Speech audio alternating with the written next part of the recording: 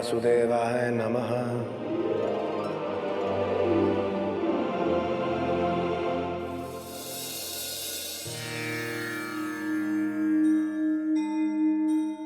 ओम नमो भगवते वासुदेवाय नमः।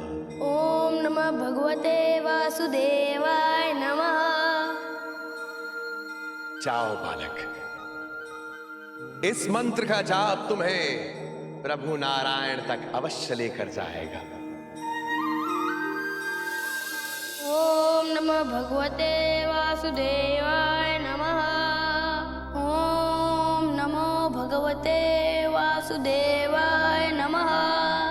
ओम नमः भगवते वासुदेवाय नमः। रूह को ढूंढकर उसे समाप्त कर दीजिए।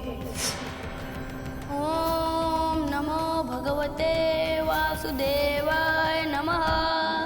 नारायण नारायण। आप? मैं ही हूं। और ये क्या कोई गाजर मूली है जिसे तुम काट रहे थे? नहीं, मुझे तो रानी ने कहा था कि वो कि ध्रुव जीवित नहीं बचना चाहिए, है ना? हाँ।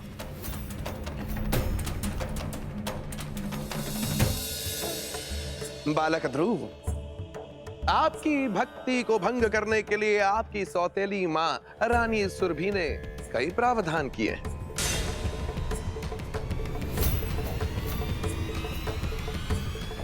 रानी सुरभि की आज्ञा का पालन तो मैं करके रहूंगा।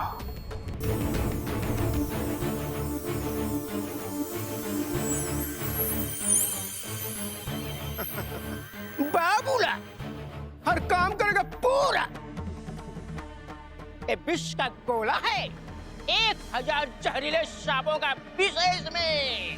ये गोला उस बालक के ऊपर जाके गिरेगा और बालक वहीं पे भस्म हो जाएगा।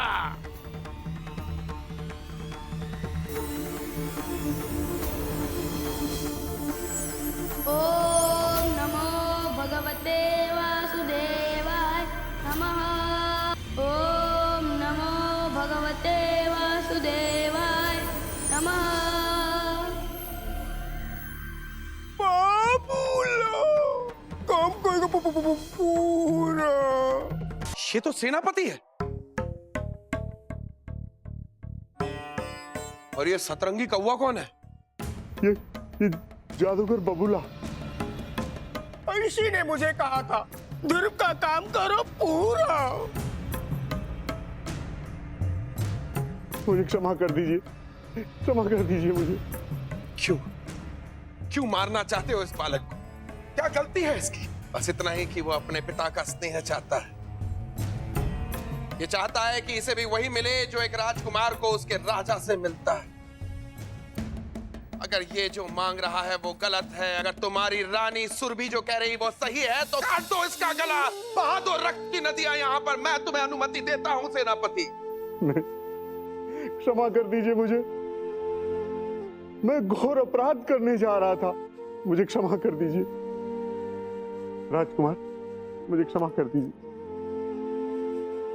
ओम नमो भगवते वासुदेवाय नमः। ओम नमो भगवते वासुदेवाय नमः। मेरी संतान कभी भी मेरी गोद में आकर बैठ सकता है ध्रुव। ओम नमो भगवते वासुदेवाय नमः। उठो राजकुमार, अपनी आंखें खोलो।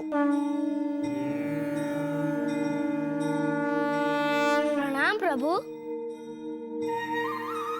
वैकुंठ में तुम्हें अपने पिता की गोद में बैठना था ना? हे राजकुमार, मैं तुम्हारे अंतःकरण की बात को जानता हूं। मैं तुम्हें आशीर्वाद देता हूं कि तुम्हारी सभी इच्छाएं पूर्ण होंगी। तुम्हारी माता को मान सम्मान व आदर मिलेगा।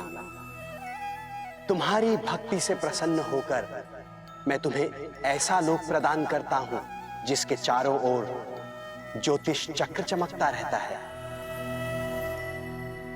और जिसके आधार पर सभी ग्रह और नक्षत्र घूमते हैं। प्रलय काल में भी जिसका विनाश नहीं हो सकता। प्रभु, उस लोक का नाम क्या होगा? नारद, इसी के नाम से उत्तर दिशा में आकाश में एक तारा का निर्माण होगा और जिसका नाम होगा ध्रुव तारा, जो सभी को दिशा निर्देश देगा। और तारामंडल में सबसे चमकता हुआ तारा होगा ध्रुव तारा।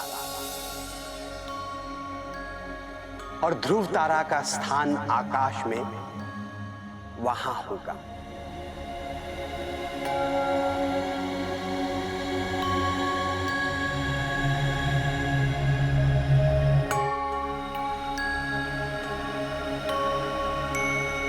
मेरे प्रभु की जो भक्ति करेगा, अगर उसे दुख मिलेगा तो सुख का मार्ग साथ में लेकर आएगा।